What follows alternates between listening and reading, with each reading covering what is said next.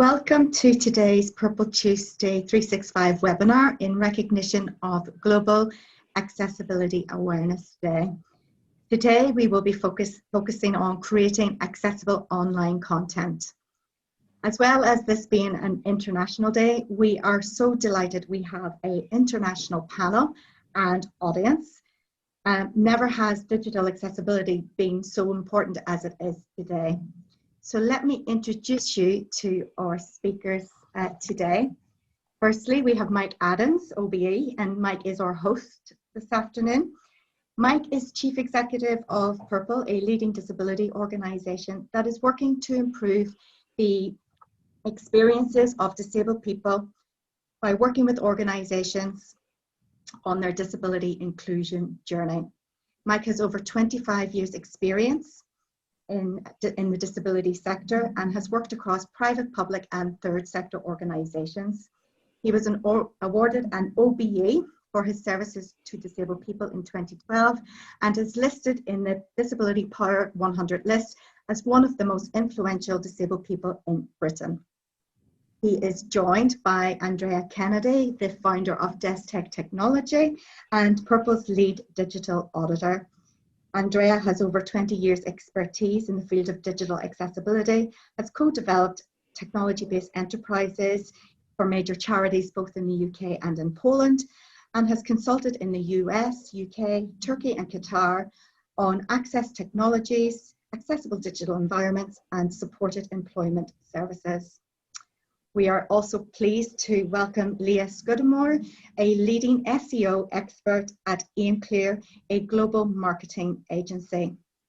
Leah's interest in digital accessibility was ignited when a close friend of hers was diagnosed with ALS, a neurological disease, which meant she lost the use of her limbs and speech. Leah was shocked at the accessibility challenges that her friend faced online, and since then has been driven to link SEO and online accessibility and is here today to share her insights. And lastly, we are delighted to be joined by Paolo Livoni, the Senior Director of EU Product Engagement and Cross-Border Trade at eBay. Paolo is very passionate about accessibility. He has been a key member of eBay's marketplaces community of inclusion, leading to continuous improvement to eBay's site experience, as well as the launch of the independent living category. He has also invested in an Italian startup that aims to break the monopoly and lower the cost of wheelchairs by creating a circular economy on used parts. Welcome, everyone. I will now hand over to Mike, your host, who will outline what will be covered in today's session. Thank you, Charlene, and I am delighted to host the event, and I feel a little bit like a fraud. So you said that I had 25 years experience in the disability field, but if I tell you this time last year I operated from a BlackBerry, it probably tells you how far I have come on digital accessibility in a very short period of time. And not only a BlackBerry, but a BlackBerry that wasn't working and for which I couldn't use the letters A, P and Y. And it was only when I went to wish my daughter happy birthday and realized I couldn't spell it, that I realized I needed to take that massive leap into digital accessibility. And probably it came at the time of COVID-19, when the world has absolutely changed. So what we want to do today, I want to talk a little bit about the impact of COVID-19 on digital accessibility and on disabled people. And Andrea is then going to talk about global accessibility compliance and what businesses need to know. And she has the really tough gig this afternoon about talking about a really, really, really bone dry subject, but something that is critically important to all businesses. it's going to be interesting for me because normally I do the kind of business case, and I'm going to hand that over, and it's going to be a global business case today by Leah, and it's about why accessibility compliance is a commercial decision as well as a social impact decision. And then Paola's going to talk about how eBay have approached digital accessibility. And we're going to do it in two parts. He'll talk about the eBay journey, and then I'm going to interview him for 5-10 minutes and probe a little bit more under the skin of eBay in terms of digital accessibility. And then one of the key things, though, people who have seen our webinars before, they're known for being really practical, hints and tips. And so we are going to do that with Andrea this afternoon on hints and tips on how you create accessible online content. And hopefully we'll have time for Q&As. And if you have questions or issues or observations as we go through this afternoon, it would be great if you could put them in the chat function. And Charlene will be able to see that, and then she can direct those questions at the end to the person who has the best chance of answering them. So next slide then, please, Charlene. So the impact of COVID-19, and I think it doesn't really matter whether you're looking at the United Nations data or here in the UK on ONS data. They all show absolutely one thing, that disabled people have been disproportionately impacted by the pandemic. And in England itself, out of the 127,000 people who have lost their lives through the pandemic, 1 in 6 of them have been disabled. So the impact on disabled people and the community has been absolutely enormous. And I think we are all responsible for ensuring that all those people who have lost their lives leave an indelible legacy. And that legacy for me is about making sure that the world becomes accessible in a new kind of frame with digital accessibility at its heart. And we know, because it's needed, because digital exclusion has been magnified. And we know, I know myself, the increased difficulty in being able online to access information, really important information that's not available anywhere else, goods, support services, medical appointments, and welfare activities. And there's no doubt, and it's absolutely true, that alongside digital accessibility, the other big impact is mental health, and the mental health of conditions of people who never thought previously they would be touched by mental health issues. And one of those causes is from the absolute isolation of restrictions and lockdown. And if you think not only that, but then you do not have digital accessibility to any information, it's no wonder that there has been a kind of perfect storm in terms of disabled people. And as we said, the data is absolutely clear that one of the main factors influencing what they're now calling the digital divide is whether a person has a disability or not. And recent data has showed that internet non-users, yes, there are still people who are internet non-users, are disproportionately disabled women and those aged over 75. And of course, disability cuts through all of those issues. So what do we know? What we know, whether you're in Chelmsford, in Essex, in the UK, or over in America, the organisations near enough overnight had to move fast to move their business online.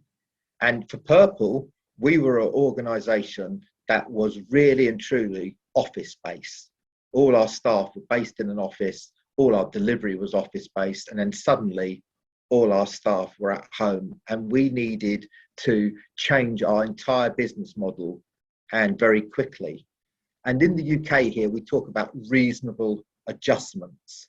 And it's always been one of the big issues about why employers couldn't employ disabled people, because it wasn't reasonable. The cost was too high. It was going to be too difficult.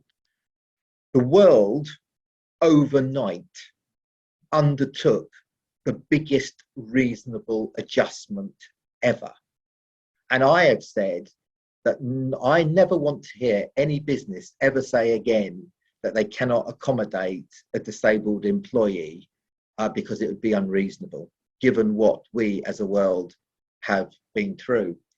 And it's interesting to see that US data is now showing that lawsuit filing rates against organisations publishing inaccessible content online has actually increased by more than 50% in 2020. They clearly have not heard the presentation Leah is going to do this afternoon, because if they had it done, they wouldn't do it. And I'm going to be out there and say on a Thursday afternoon, it is downright lazy. It really, really is. And what we know in the UK is that 50% of people who work either have a disabled relative or someone in their close network who is disabled. And I always ask the same question. Would you want your auntie, your grandma, your niece, your nephew to have a worse experience when they come into contact with your organisation, simply because they were disabled, and simply because, although your organisation could very quickly and very easily do it, they don't? And the answer is no. And therefore, this is much more than disability. This is about brand. This is about buying into organisations who align not only to price and quality, but align to actually your sense of being and what you believe in. And we're starting to see that. And it's been fascinating that COVID vaccine websites from all 50 US states were found to have accessibility issues on nearly all of their web pages, which included general vaccine information, lists of vaccine providers, registration forms. So the absolute thing that is going to get us out of lockdown and restrictions are inaccessible to 22% of the population, or up to 22% of the population. And let me talk very little bit about the disability market. We know, and I'm saying it, too many people with disability, the last 14 months has been a painful reminder that their day-to-day needs are not being considered by organisations. And did you know that only 3% of the top 1 million worldwide websites are accessibility compliant? And in the UK, 80% of sites do not meet minimum industry standards. And I go back to the stat that I said a minute ago, 22% of the global population has rights under the various disability legislation across the world. That is 1 billion disabled people. And what I would say on that, as you think about that the international sign for disability is the wheelchair sign. And anywhere I go in the world, it is instantly recognizable. But that represents 8% of the population we are talking today. And 80%, 4 out of 5 disabled people will have hidden disabilities and could walk into your restaurant, your shop, your business, and you wouldn't necessarily know they needed reasonable adjustments, and adjustments that you could make very easily. So disability and accessibility are not minority issues. And I've seen somewhere it says disability is actually the largest minority issue in the world. And it's one we need to grapple with, we need to address if we want to address the imbalance in our society. So I want to just talk very briefly before I hand over to Andrea about the opportunity. And the Click Away Pound, if you haven't read it, read it, because it is the seminal kind of guide to this issue around the commercial loss that indicates that businesses lose up to 17.1 billion in sales lost due to inaccessibility or poor customer service on site. And what we can say is, from our best evidence, that that kind of traction, that kind of number is replicated and reflected worldwide. And so we have a position where we have a huge underserved set of consumers who are wanting to invest their dollar or their pound in accessible brands. We also know there's a lot of brands who want to be accessible because it's a commercial good thing to do and it's a social good thing to do, but don't know how. And this is about bringing the two together. And in terms of digital accessibility, the solution actually already exists in the public domain. And I think I will leave you with one thought for this section, is that post-pandemic, post the easing of restrictions, whenever that might happen in different places in the world, wider society and the people in those countries will demand and simply expect accessibility is the norm. So what I'm going to do now is I'm going to hand over to Andrea to talk about standards and global accessibility. Thank you so much, Mike.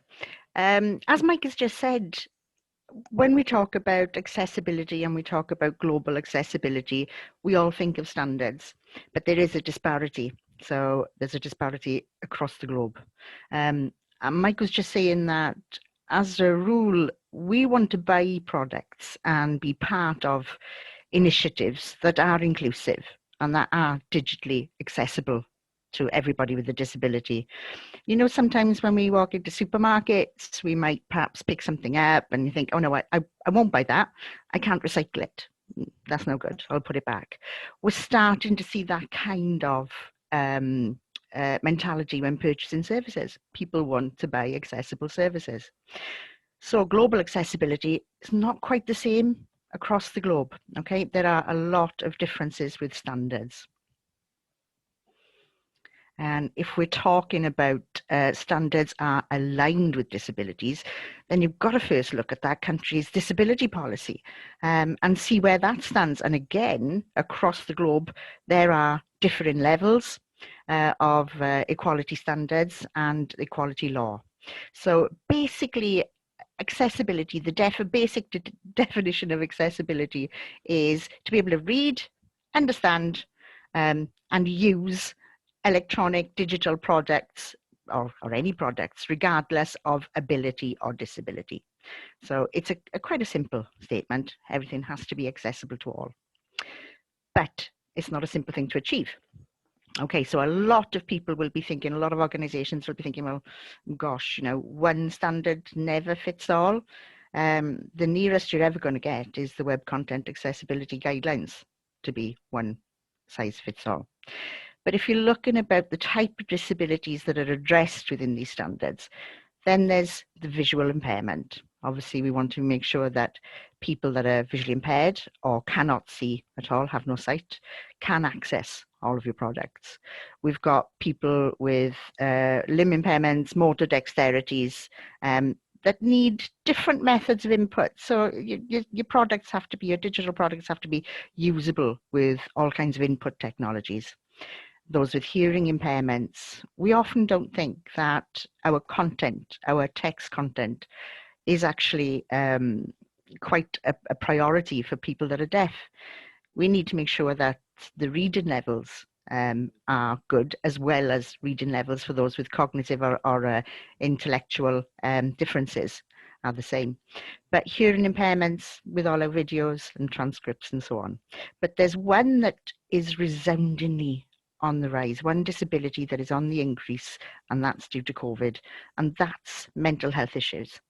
Now, we are seeing a tremendous rise in mental health issues across the board. So whether it's for people in employment, whether it's for people that are not in employment, that are locked away from society, there's a whole vast array. We as well support people with disabilities in employment. And one of the greatest stresses they face right now is the fact that they cannot access their digital products in work that they've got to be able to access. And some can access them and there are no problems, but it brings other stresses and strains because all of a sudden your work life and your home life and your social life is all lumped into one. So the disability spectrum is vast, is incredibly vast. So the one thing we do have in our armour is the standards, okay, the Web Accessibility Content Guidelines.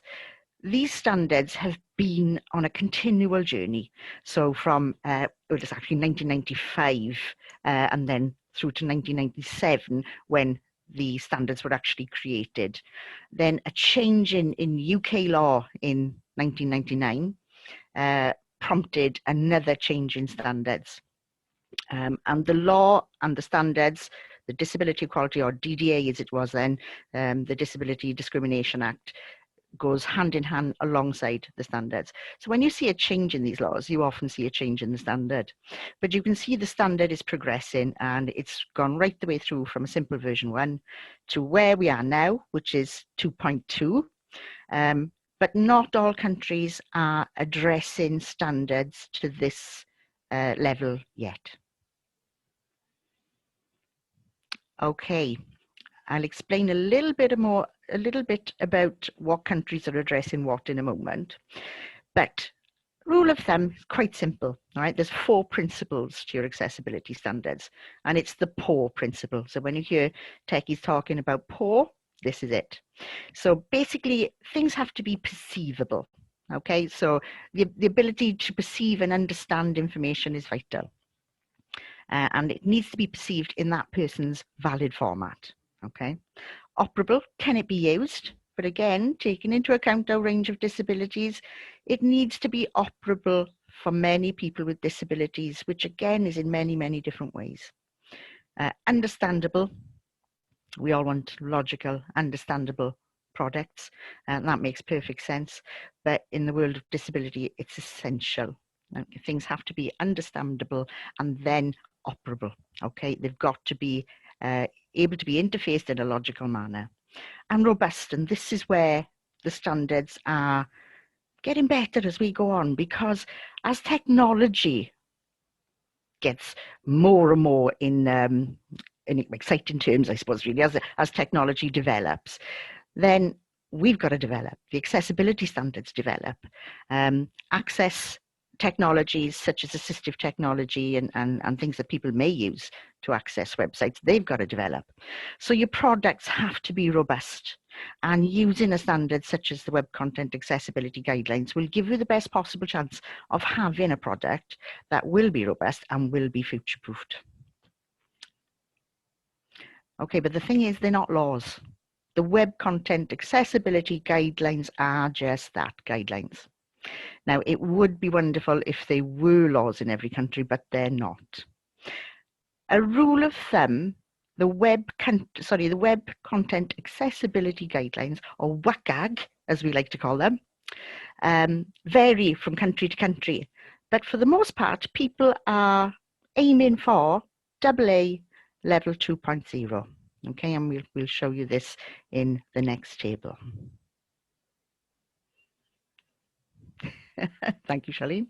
Okay, so we've got some laws here for you to look at across the board. So the USA, we've got an expert with us. We've got Leah, who's going to give you a fantastic section in a minute, which I'm getting my pen and paper ready to write down. And we've got section 508. Okay, so that roughly aligns with Web Content Accessibility Guidelines with a little bit more. And they take accessibility seriously. Again, when it comes to government purchasing, if you need to sell a product into government, it must meet the Web Content Accessibility Guidelines 2 or Section 508.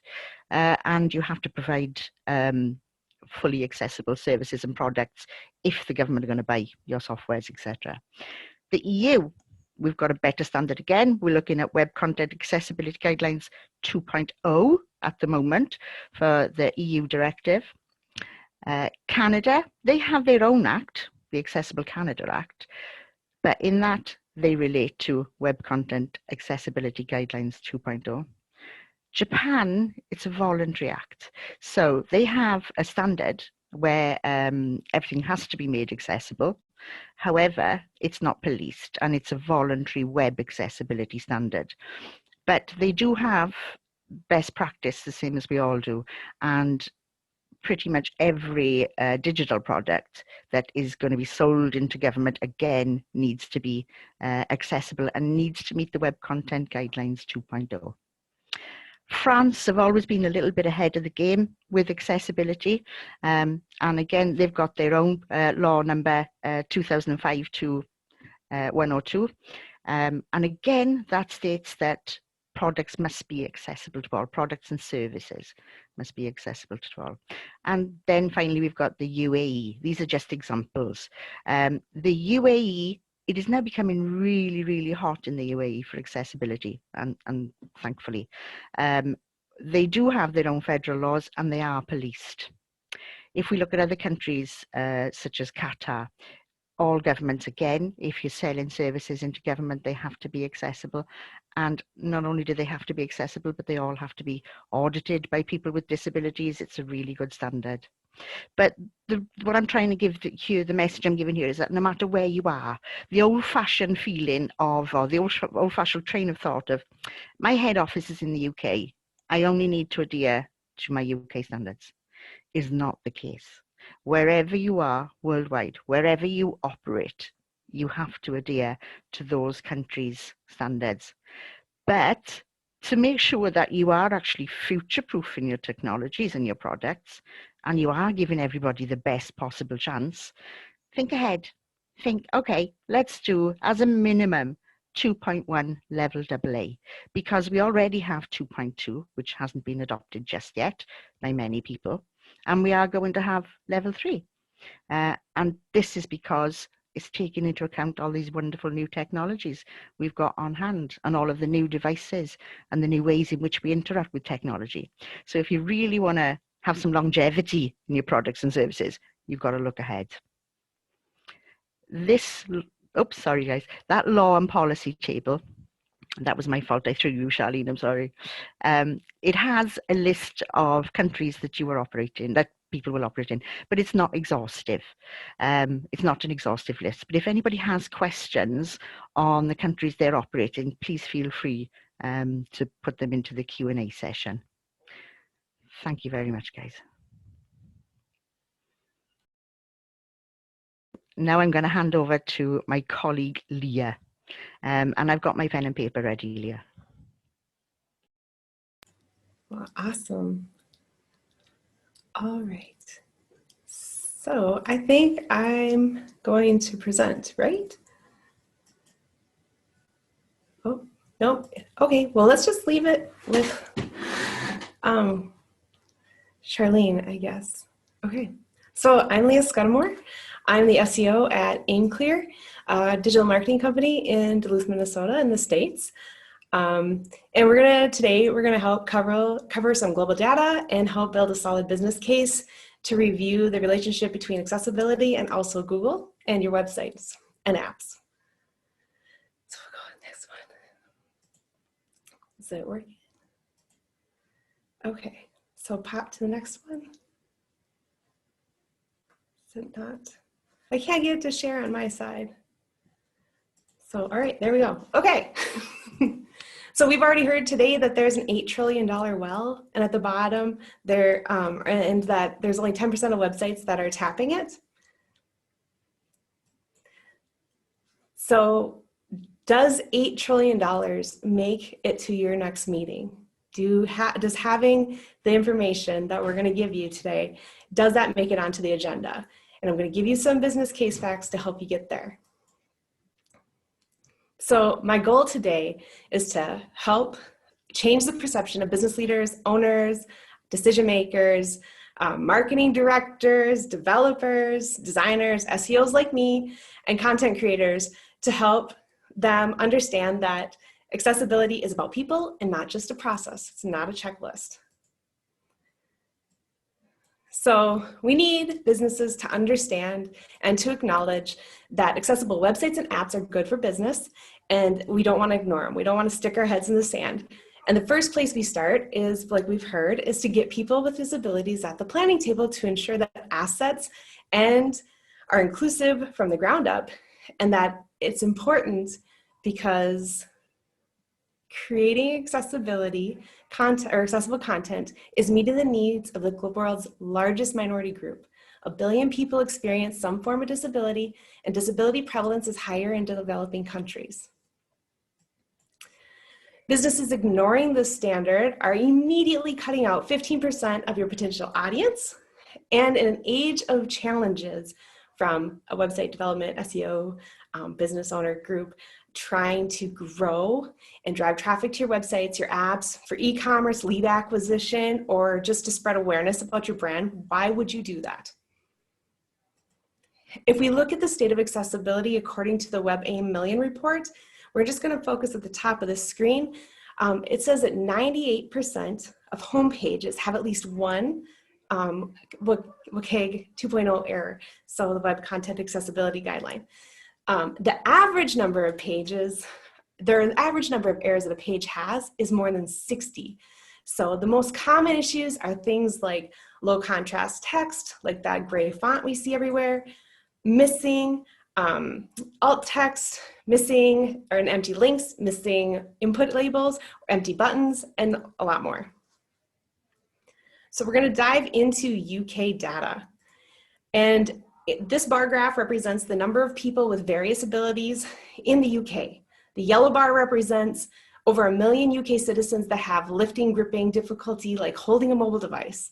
The blue bar represents just under 200,000 people that have vision difficulties. The green bar is over 150,000 people that have hearing impairment, and the red bar is over 1.6 million people that have a wheelchair, a cane, or difficulty walking or doing the stairs. So why is this important to businesses? Let's convert these people into spending power. The orange bars represent spending power of in the billions broken down by segments by ability. The spending power of people with independent living difficulties is estimated over 60 billion pounds. Spending power of people depressed with anxiety and bad nerves that we know is on the rise because of COVID is estimated at nearly 45 billion pounds, and nearly 30 billion pounds to people with legs and feet difficulty, 19 billion pounds to those with hands and arms difficulty, and around 3 billion pounds for both hearing and vision difficulty. That's an enormous amount of money to leave on the table. But yet 73% of potential disabled customers experience barriers every day. So we've talked about the purple pound a little bit earlier, and if you're not familiar, the purple pound represents the spending power of disabled people and or their families.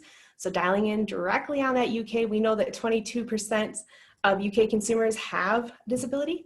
Collectively, the UK businesses lose 2 billion pounds each month due to inaccessible apps and websites.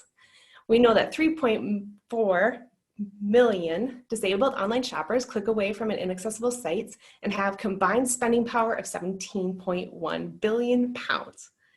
The overall spending power of disabled people and families in the UK is 274 billion pounds, and that is rising 14% every year. So now we're just going to take a quick look at the types of shops that are losing some dough.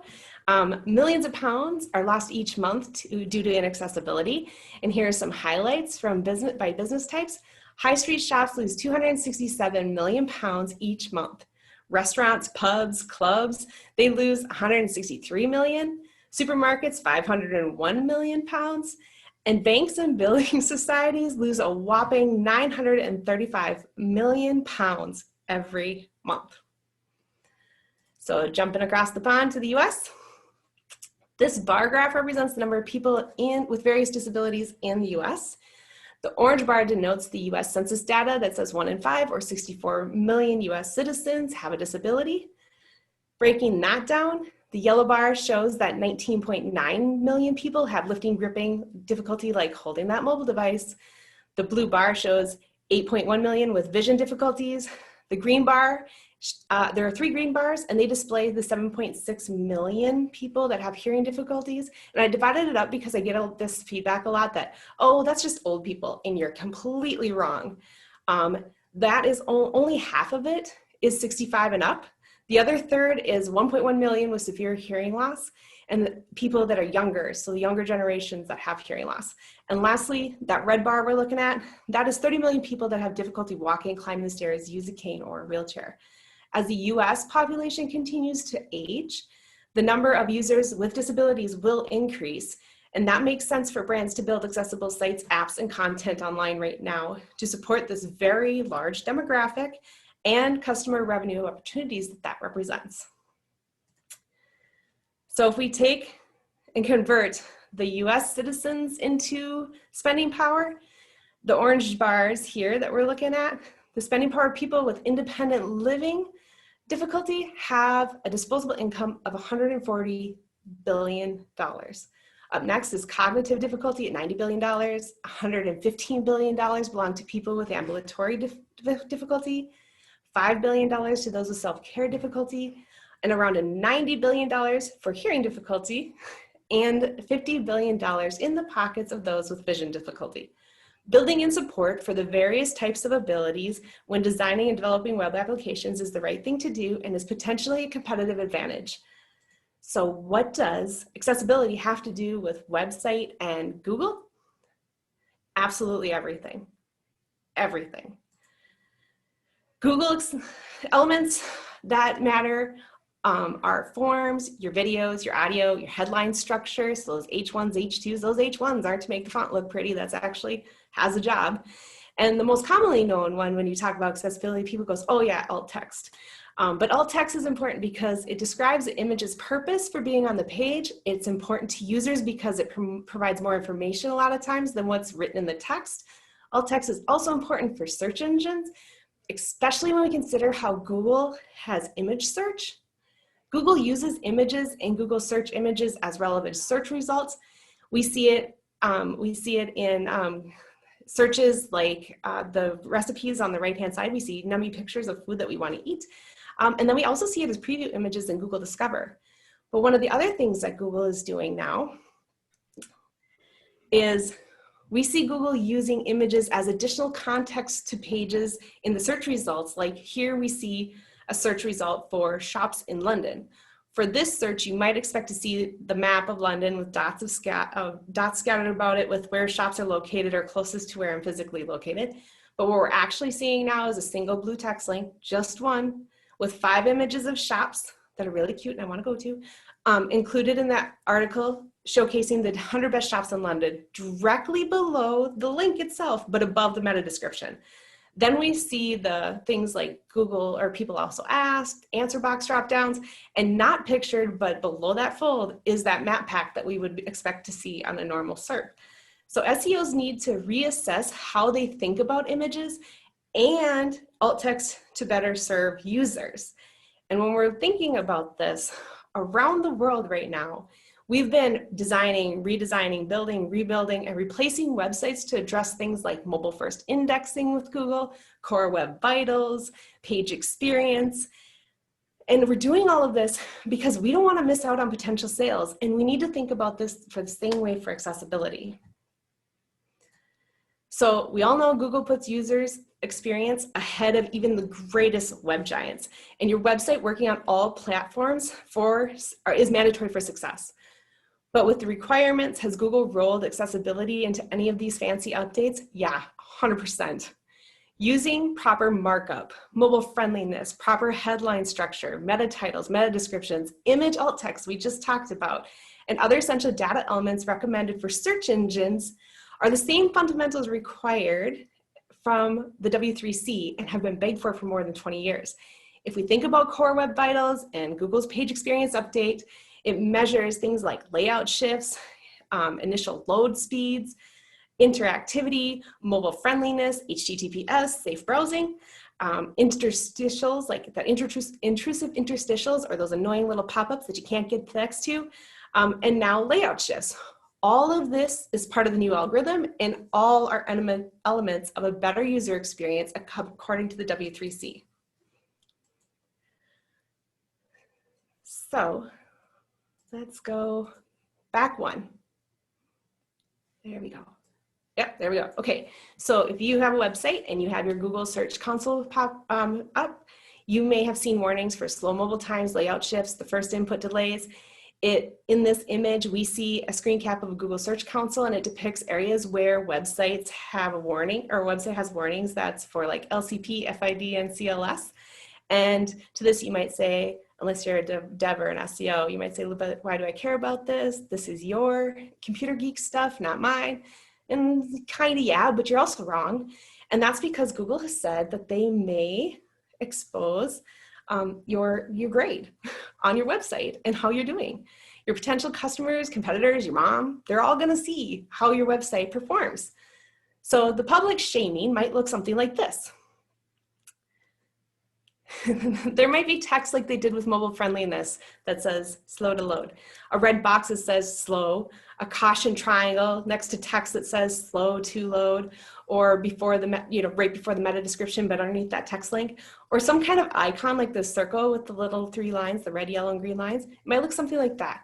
And Google's talked about doing this because, and I'm going to quote them here, we believe that providing information about quality of a web page's experience can be helpful to users choosing to search results that they want to visit, and that testing visual indicators on results are another way to do the same. And we are working on one of the identified pages that have met all the page experience criteria. So that could spur you along too. So we've looked at page experience today, and you can see that digital accessibility is part of Google's evolution, and it's happening right now. As brands address Google's page experience update coming in June, it's a perfect time to start accessibility at the foundation, and you'll avoid risk of costly development to try to retrofit your website, or even worse, scrap it to start over again. Though it's not time to flip out and panic, like Michael here from the US version of The Office. It's time for everybody to get everybody at the table. It's important that brands and big and small, get it right, because 22% of men, women, and children deserve it. They deserve access to your brand, access to you, and they deserve the ability to connect. So we know 90% of businesses are failing, and so are the largest social channels. Something as simple as apps not rotating when the screen is rotated, it makes apps inaccessible to people that need larger fonts so that they can see it, so they hold their phone horizontally, or their phone is mounted on a stand. On the slide, we see Aimclear's, oops, go back one, sorry. On the slide, we see Aimclear Facebook and Twitter pages displayed on 2 phones that have been rotated 90 degrees to the left. So as you heard, I had a friend and she was diagnosed with ALS, and Facebook, Twitter, and Snapchat, they all stopped working for her once things were mounted on her wheelchair. It made things very difficult. And she lost her ability to communicate with her friends and her family during a pandemic when she couldn't have visitors. And I just want everybody to think for a second, if suddenly everything was taken from you, all your social channels were taken, how would you feel? You'd feel really lonely. And I also have had people go, well, that's just your friend. Yeah, it's not just my friend. The next slide shows that these are keywords that should not be keywords. And this is also where I don't make a lot of friends with Facebook and Snapchat and Twitter. But if you do a little keyword research, you'll see that with the social channel name plus the word horizontal, you'll see that there is a lot of traffic out there and people looking for things. So keywords that shouldn't be keywords are, how do I make Facebook go horizontal, or an extension to make Twitter go horizontal. Globally, it's happening all the time. And the keyword research shows that there's 145 people globally that search that every month. So it's 145,000 people that are trying to stay connected, that are feeling silenced, feeling left out, and feeling not considered by the largest social platforms in the world. So digital accessibility is the next logical step in Google's evolution. Creating accessible content is good for disabled people, but greatly benefits everybody. Accessibility is everything, has everything, absolutely everything to do with your revenue, from the platform it's built on to the alt text in the images. As we discussed, big brands and small brands are failing at disability inclusion, and every brand is responsible for fixing this. Accessibility isn't a checklist, it's about being an ambassador for people. Digital accessibility is not a punishment, and it's ensuring your doors are open to everybody with a wallet. So let's build your business case. We've heard today that in some countries, digital accessibility is the law and that you can be fined. Google is weaving accessibility into its algorithms with Core Web Vitals and page experience. The basics of good SEO is accessibility. Improving your website's properties to meet accessibility standards can help you rank better. We know that there is an $8 trillion well and only 10% of websites are tapping it. We know that 22% of people need an accessible web, and it benefits everyone. Disabled people need to be at the table when we're planning, and accessibility has everything to do with our revenue. Digital accessibility is part of Google's evolution and could be part of that whole exposing part of your success. So that's all I have for you today, and thank you. I'm going to pass it back on over. Brilliant. Thank you ever so much, Leah. That was an absolute fascinating insight into, well, a whole host of things, from Google down to individual websites and the importance of digital accessibility. And this is not a small issue. This is an absolute global issue. And I've seen one question fizz into the chat function, and I'm pretty sure you're going to be the person with Andrea to answer it. So, but we'll do that at the end. But it was interesting as you were talking about all this digital accessibility. I'm in the office today rather than using my PC at home, and I use a traditional mouse. I'm sitting in front of a laptop that doesn't have a traditional mouse. It went on mute, and I had no ability to take myself off mute. And it just demonstrated, didn't do it on purpose, by the way, but it just demonstrated the fact that digital accessibility and assistive technology need to go hand in hand if we're going to crack this. So thank you ever so much. I'm now going to introduce Paolo, who's the Senior Director of EU Product Engagement and Cross-Border Trade, a nice snappy title, Paolo, to talk a little bit about the eBay journey before we then get into a conversation.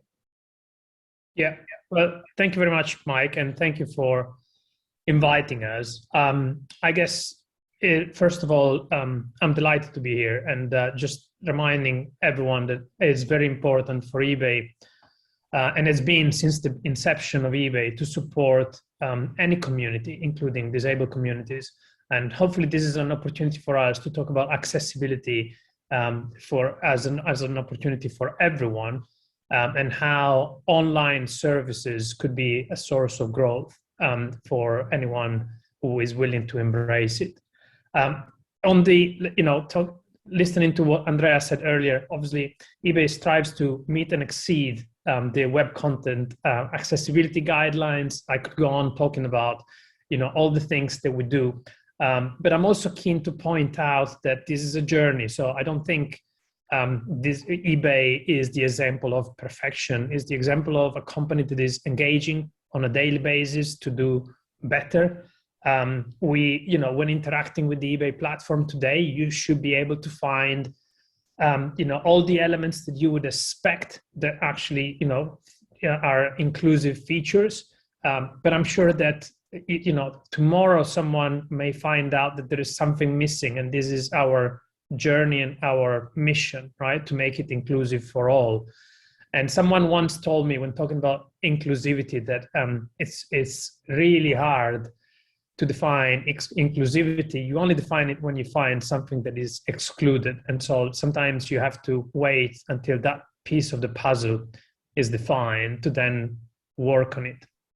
Now, the eBay journey has been obviously from the beginning to be for everyone. This is one of our values. We want to be for everyone, and over time, we strive to make our website accessible. But also, we created opportunities on our website. We have an independent living hub, because not only we want to make the website accessible, but we know that our customers, want to access it, they want to have access to the products that may be more relevant for them.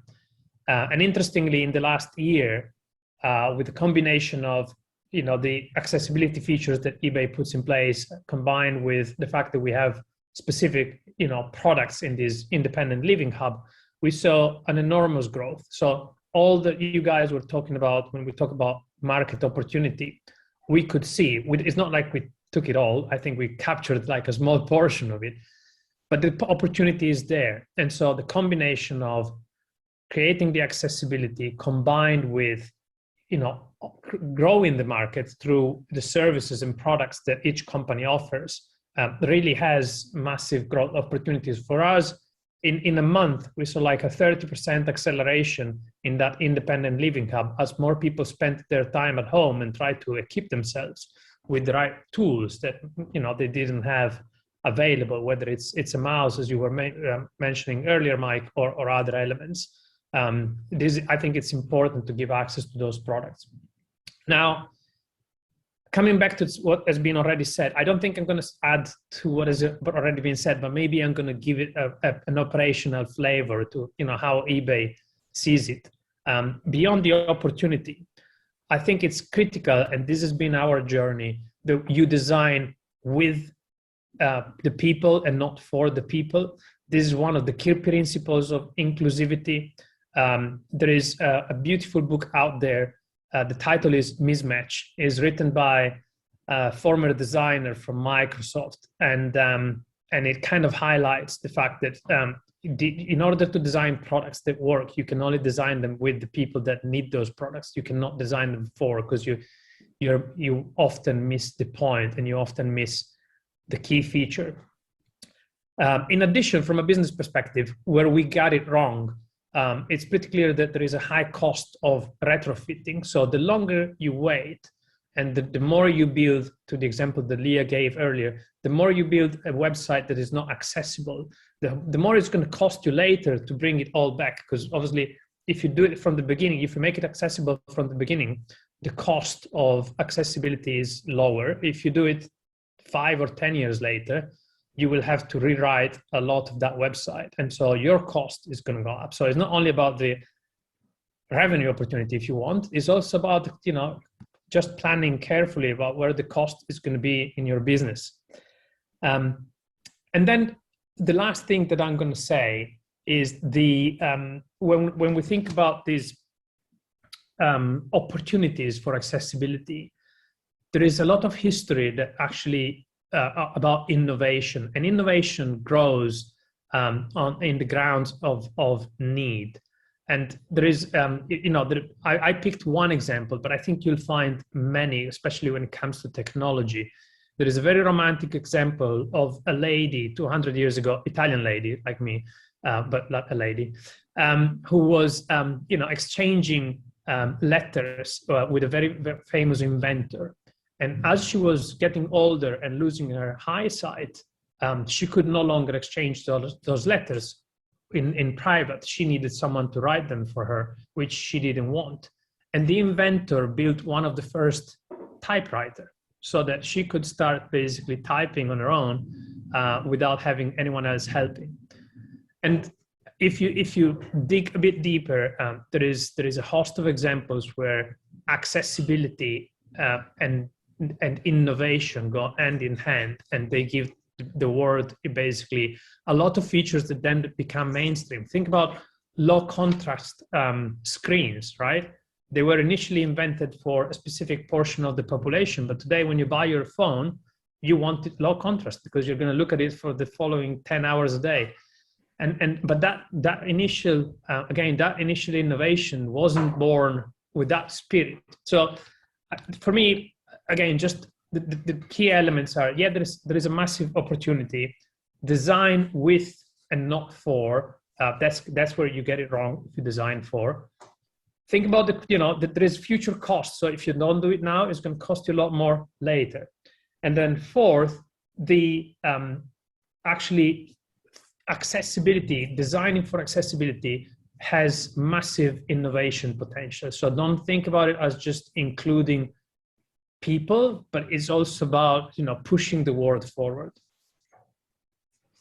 That's all I have to present, and no slides, so I'm happy to take any questions. Absolutely brilliant, Paolo, and it's really good to get under the skin of an organization and hear about the kind of operational and the vision as well. So we've got 5 minutes or so I'm just going to ask you a couple of questions, and just in terms of marketplaces, we know that now kind of 50% of online sales come through marketplaces, and I'm just interested in your perspective on probably the kind of the greatest challenge that eBay have faced as part of their digital accessibility journey.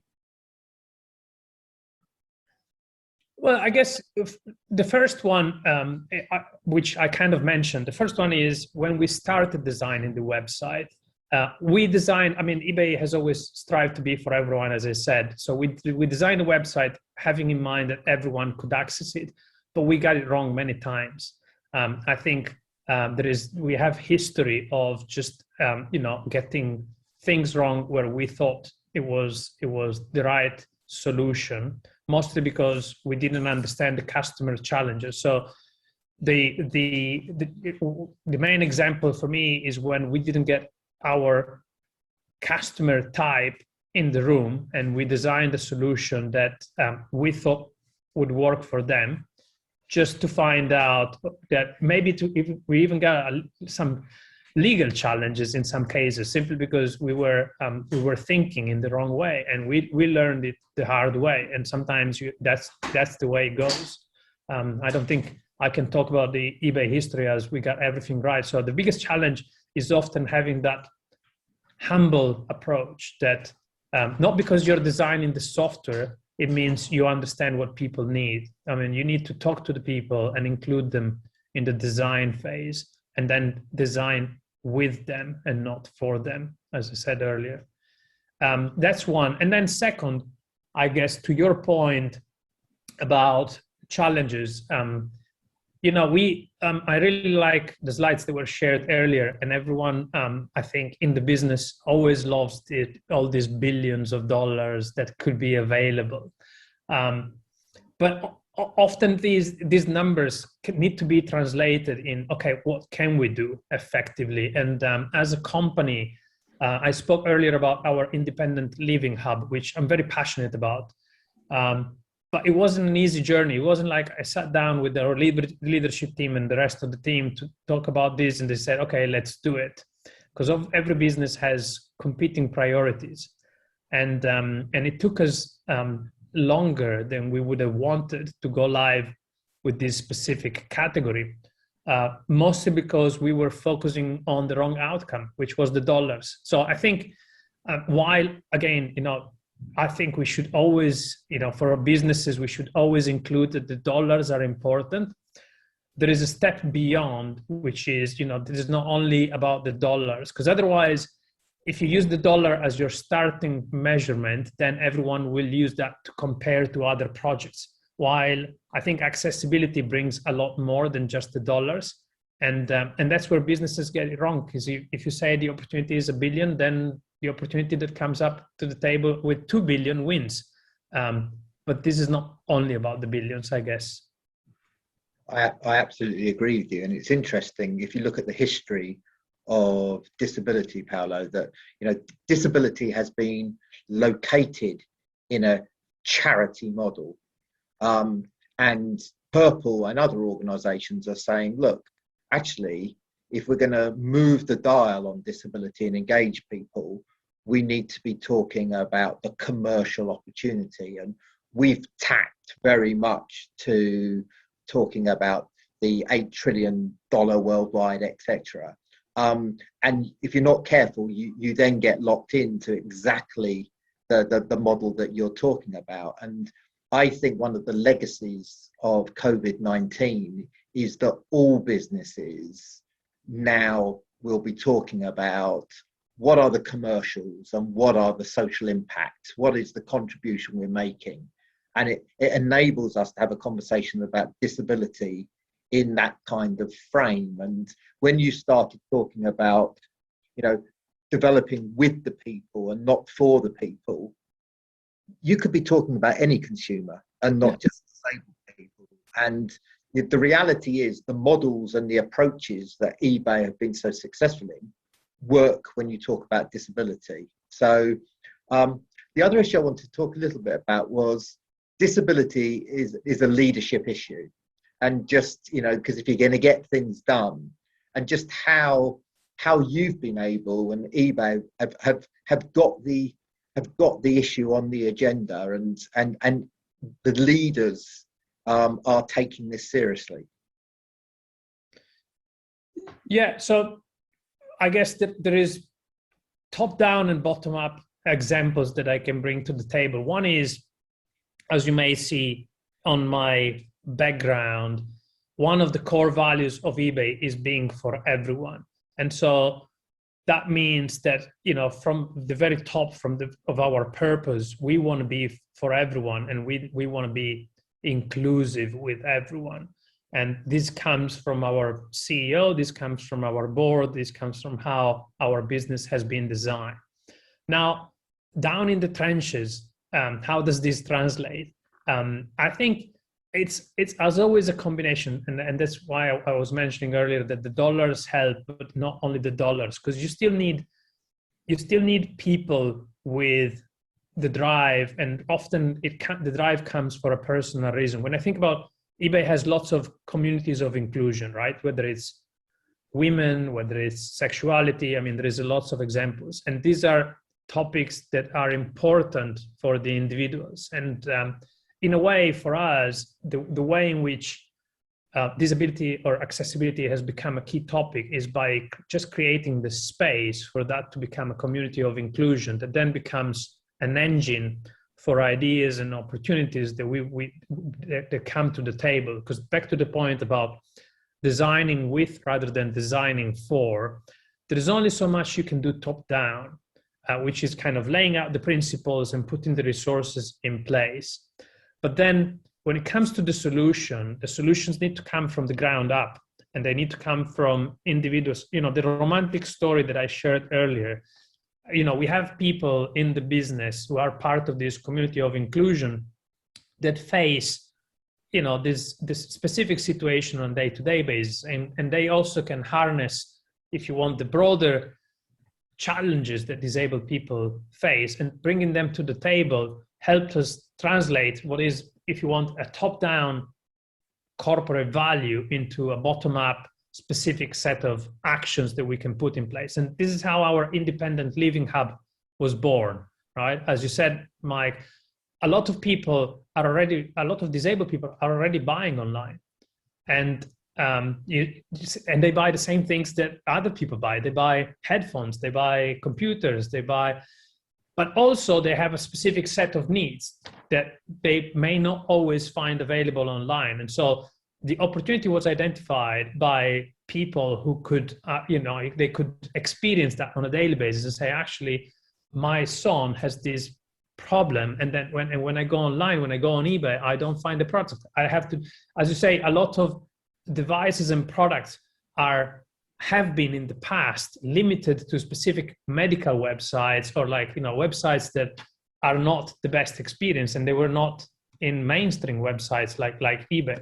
And there was no reason for that other than, if you want, just mirroring the offline world, or coming from a country like Italy, which is highly regulated. Products can only be sold in specific forums and by specific agents. But all that is changing, because these products need to be available online as well.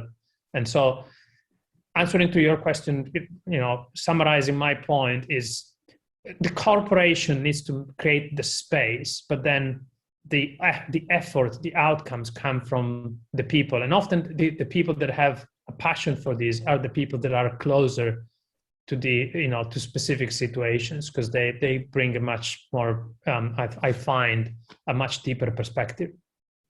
Absolutely. And Paolo, our webinars are all about top tips and handy hints and things that people can leave this webinar and just go and do. And I just wonder whether you could distill in one point, if someone's watching today and their organization are just starting out to think about digital accessibility, what would be the one piece of advice that you would give them? Can I make it two? You could, listen, it's Thursday afternoon, make it two. Because I want to combine the content that both Andrea and Leah have been sharing. So on one hand, I think accessibility is about making the content accessible. So find your way to make your content accessible. And there is, again, this is not a top tip. I mean, Andrea and Leah have said it much better than I, but just, the difference, as I would say, is not, don't try to do it, just do it. The second one, which I'm replying back what you told me, Mike, earlier, is just sit down with your customer, not for your customer, sit down with your customer and really, talk to them about what you could do with them and not for them. So don't sit in your boardroom far away and think about, I'm going to solve someone's problem. The world is full of amazing ideas that never made it to the market. And the main reason for that is because no one ever went out asking people whether they were interested. So the other top tip is just talk to people before you do something and listen. If maybe that's the top tip. Listen. Don't look for confirmation bias, but really listen to what they're telling you, what they need, because that's where the market opportunity is. People are willing to pay. All the numbers you guys shared, the money is there, but often the content is not accessible, which is point number one. And when it is, the product hasn't been designed with the people that need it. Brilliant. Absolutely. Thank you. And thank you for your contribution this afternoon. And just before we move on, there is a big reveal today for all of you on the webinar. I am absolutely delighted to announce eBay as the headline sponsor for Purple Tuesday 2021. And so everything that you've heard Paolo say, actually, this is the manifestation of doing something. And for those of you who don't know, Purple Tuesday is about improving the disabled customer experience. And it's about and for businesses in improving their accessibility so the experience of disabled customers is improved. And we're delighted to be working with eBay. We know that during COVID-19, we've talked about the digital accessibility challenge. And I know from the numbers that are coming through of organizations signing up for Purple Tuesday and having to make at least a minimum of one commitment, that digital accessibility is absolutely up there in the vanguard. And I will say this once, I'll say this twice, but the legacy of COVID-19 is if we can make a step change in digital accessibility, then history will look back on this stage as a really good moment for disabled people. So we are delighted to be working with you, Paolo, and we disabled people are going to be delighted because as customers, we can do some really good stuff together. So thank you. If we move on, Charlene, as I said, this webinar is always about handy hints and tips and things you can take away. So we're going to go from big picture and operations right back down to really practical things. And I'm going to ask Andrea just to take us through some practical hints and tips. And if we can do it at speed, Andrea, because I know there are some questions in the chat box, and I would really want to try and get there before we close in UK time in 20 minutes. So no problem, Mike. Over to you. You do know how I like to talk. Paolo, I just want to say well done. That's brilliant. Getting a company like eBay on board with Purple for Purple Tuesdays, because it's so visual. And many of my colleagues and clients, we all have disabilities, and we see that those photos up on the lights. It's a big thing for us. So we're delighted. Thank you. Okay, top tips. Here we go.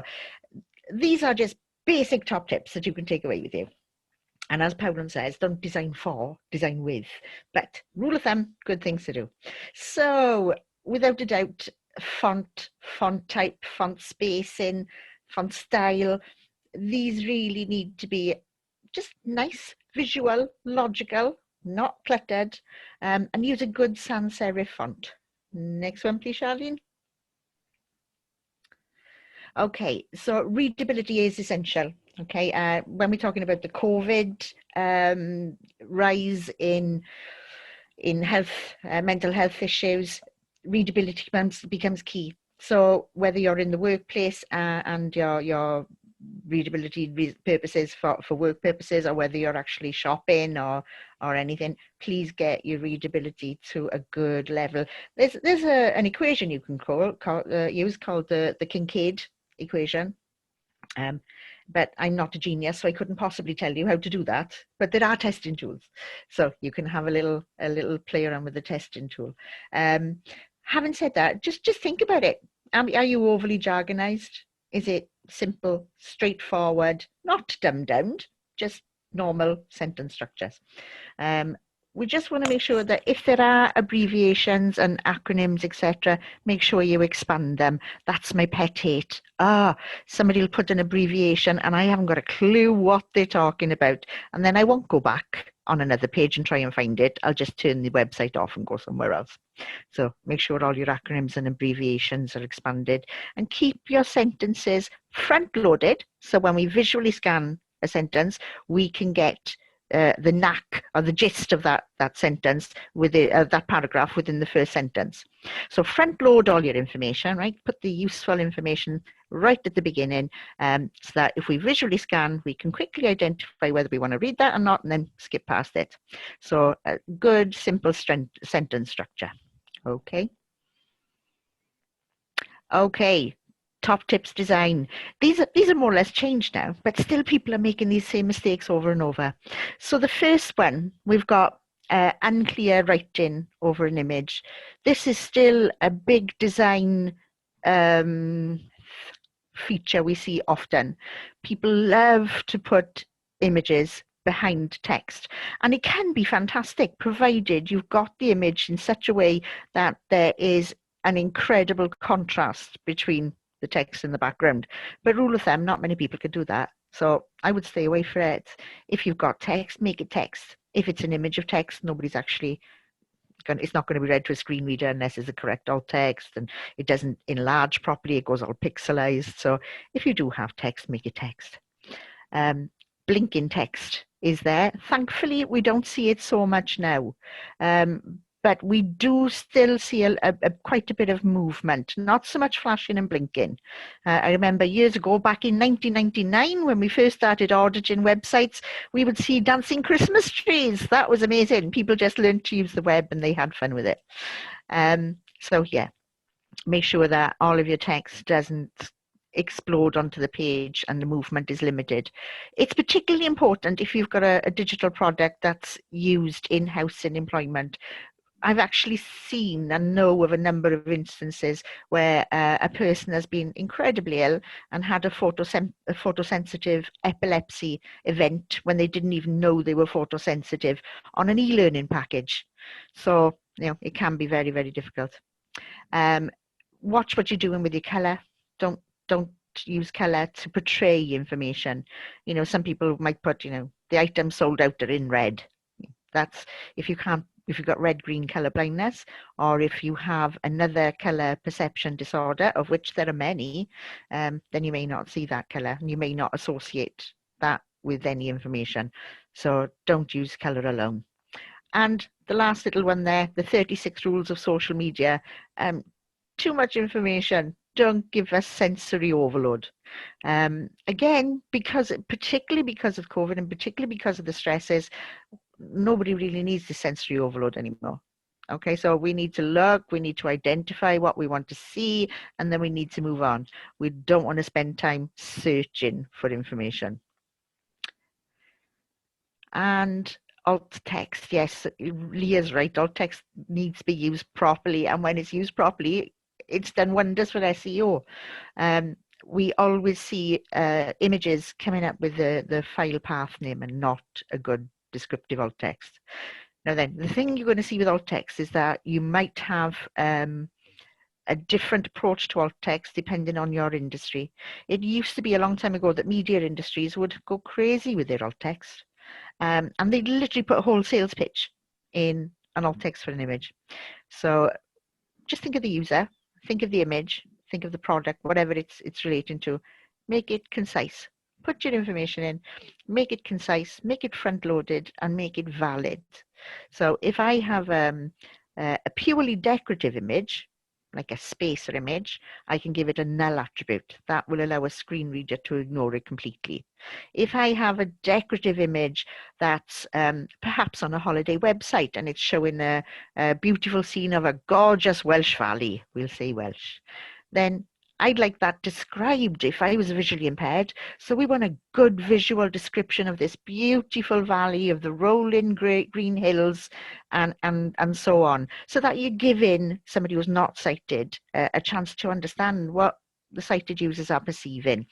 And if it's a link, an image link that's taking you to a destination, just make sure it's got the alt text of the destination so that the user knows when they click that link where they're going to go. Okay, again, top tips, plain language. We keep on about plain language, but it is essential. Plain language, camel case hashtags, and I know that questions a bit later on, but Leah will be able to tell you more about social media than me, but yeah, make sure you use camel case hashtags. Image descriptions, again, please be concise but descriptive. Captioning and audio, you'll be amazed how many people think that that's a nice to have feature. We don't need to do it. Wrong, okay? If you've got media there and you've got audio there, you need captioning and you need audio description, particularly audio description. It drives me crazy how everybody leaves that out. And I can't see the end one. I'm so sorry. My picture, hang on, let me change my view. It says to shorten the links. Oh, thank you. I just changed my view and done it. They are the joys of technology. Yeah, make sure you shorten your links, because good Lord, some of these links are incredibly lengthy. Okay, Charlene? Ah, okay. And now we come to the questions age. I did go through that quick. Yeah, just thank you ever so much, Andrea. That's okay. Charlene, just before questions, can you just move on, because I want to kind of finish and then come back, if that's all right. So if you move on to the next slide. Yeah. Just in terms of Purple Tuesday 365, we hope you've enjoyed it today and learned a lot. And I'll say thank you to all my guests in a minute. But just in terms of saving the dates, the next one is on the 9th of June at 12:30 on creating an accessible destination. So very much linked to the session today. And then on the 12th of July, it's disability across the world. It was going to be as everyone went on their summer holidays and, you know, and we became a small village again. Watching the news, I'm not sure how many holidays we're going to go on this year. And then in August, incredibly important issues about the next generation and what young disabled consumers want. And it's probably very different to what people like me think they want. And if you listen to what Paolo's just said around with the people and not for the people, then actually we need to be listening to what young disabled consumers want, because the world is very different from when I was a young disabled consumer. And if you've enjoyed today, you can get further information about Purple Tuesday 365 from that web address. So, Charlene, in the remaining 10 minutes, you've got access to the chat function. So I'm going to ask you to have a look at the questions and direct the orchestra in terms of who you think is best maybe placed to answer the questions that are in there. Thanks, Mike. Okay, so we've got very operational style questions. So I would think this is either for Andrea or Leah. Do you have tips for animated PowerPoint presentations? So for example, should you use fly in or something similar, or fade in, or avoid? Andrea, you're on silent. Always unmute your mic first. That's a good one. Okay, so Leah, do you mind if I go ahead first? Go ahead. Okay, so rule of thumb, there isn't anything that will happen fast enough in PowerPoint. A fly-in does not operate fast enough to cause any photosensitive issues. However, it is highly distracting. So you're going to find yourself, okay, you may not actually physically cause anyone some seizures or damage, but you may give them an awful lot of time spent looking at elsewhere instead of on the content. So rule of thumb, I think, no. You know, you can slide in. There's no need to worry, but really make sure your transitions are slow as well. Leah, do you want to add to that one? I'm always there on the side of caution because it seems like that will be the day when everything freezes on you, right? Yeah. just because life. So I avoid it when I do my presentations, unless I have like a bullet list where I have individual things popping up, but then I normally just do a next slide and then have a slide with all of them together at the end. So that seems to have been better. And then also a lot of times people try to put too many bullets on a page and then things get too squished together. So having them on individual slides has worked best for me to make sure that everybody can easily see it, like even way in the back. There we go. Do you also have a top tip for how to alt text data, such as a graph? Now, I do for disability, but I also want to hear from Leah on this one.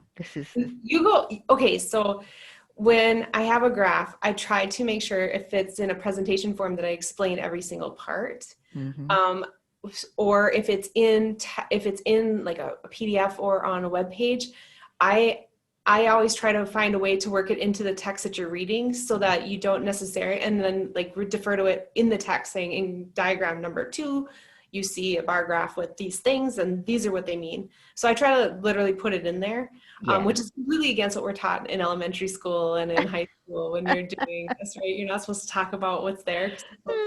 I talk about what's there and try to just get it in there naturally in simple language. It's absolutely the best way, because a lot of the time somebody, for example, if we're talking about a website and you've got the graphs in and you've got a really good concise graph, but there's nothing underneath, no text underneath, there's nothing on the page, somebody may not be able to understand what's going on. There might be a link there to a PDF with the rest of the information in, but again, you don't know if that person is perhaps viewing on their phone, is on a train station, doesn't have enough bandwidth to download the document. You know, there's a lot of hit and misses as whether they're going to get that alternative text or that alternative description. So it needs to be in text on the page or wherever it is. And I think just to say on that, the ability is to provide in different formats for different people. So for some people who are dyslexic, for example, the ability to understand the meaning of a graph probably might work 10 times better than 3 paragraphs of text. So, and I always think the common sense approach is if you do both, then you are ensuring that your audiences are absolutely engaging in the way that they best engage, and you probably have a better chance of them understanding the points that you're trying to make. Absolutely. Absolutely. Okay. Where is the best place to find practical solutions for inclusivity, such as use of radio buttons for surveys for people with visual impairments, and what works best for others? I don't think you're going to go wrong with looking at the WAI and the Web Accessibility Initiative pages and Web Content Accessibility Guidelines pages. Because once you drill down, so you look through the guidelines, you see a guideline that you think is going to match what you're looking for, you can drill down, you actually get examples of what to do, how to test the scenario, and all kinds of things. So a good place to start is actually the Web Content Accessibility Guidelines. Fantastic, thanks. Leah, I think this would be for you. Can you explain what a camel case hashtag is? Yeah, absolutely. So a camel case hashtag is when every word in the hashtag has a capital letter at the beginning of it. So if it's Purple Tuesday, the P and the T are capitalized in the hashtag. And it's called camel case because those capital letters look like the humps on a camel. So it's a funny way to do it, but it makes it really easy for people to distinguish in between words, because sometimes something ends with an L and the word and comes at the end. Like sometimes somebody will read it and go, land what? So making sure you capitalize the beginning of every word makes it really simple for people to comprehend. Fantastic, thank you. What is your opinion on accessibility toolbars overlaying on websites? Are they a quick fix or are they a necessity? Okay, I would definitely say no, they're not a quick fix. So toolbars are great, provided somebody has the ability to turn them off. They may not need them. They may not want them. They may find them distracting. And of course, you can have different toolbars depending on different disabilities. So you do get a whole host of toolbars that are purely designed for those with with cognitive deficits. So they may not suit somebody who's visually impaired. So you really needs to come down to what the toolbar is, but it does not replace the accessibility of the product. It must only complement it, and you must be able to turn it off or not use it. But some of them can be fab, and some people do like them. So choice. Fantastic. And I think the last one, which I will be able to answer, can you recommend a company that can look at a company's website and give advice and recommendations on how you can improve accessibility? And the answer is yes, Purple can undertake those digital audits for you and provide you with a report that will highlight where the barriers have been found and how to make the fixes. And I think that is everything from everybody. Brilliant. Thank you, Charlene, and thank you to all of those of you who have asked questions. If you want to ask further questions, I will ask the panel outside of this to provide the answer. And when we send you the recording of this webinar, we will provide that to you. So on behalf of Purple, I wanted to say an absolute huge thank you to Andrea, Paolo, and Leah for their absolute wonderful insights and contributions to the topic today and to our celebration of Global Accessibility Awareness Day.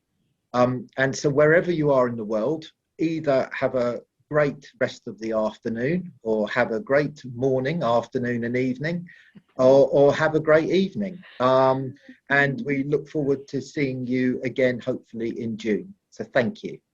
Wonderful. Thanks, everybody. Ciao.